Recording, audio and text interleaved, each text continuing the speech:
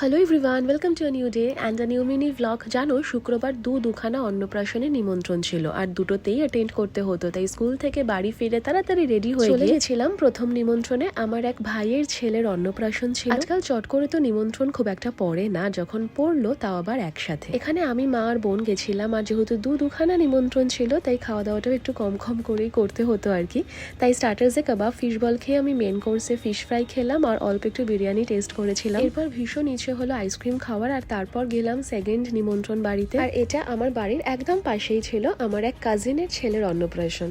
যাই বলো, দুটো পুচকিই কিন্তু ভীষণই কিউট। আর আজকাল তো কোনো অনুষ্ঠান হলেই সবার একসাথে হওয়া হয়। অনেকদিন পর সবার সাথে দেখা হলো, দেন কাবাব খেয়ে ভাবলাম নিজের কিছু ফটো তুলি আর ভিডিও করি। কেমন লাগছিল জানিও তো। আর তারপর সবার সাথে প্রচুর আড্ডা মারা হয় অ্যান্ড দেন আমরা ডিনার করতে বসি। So that's it for today.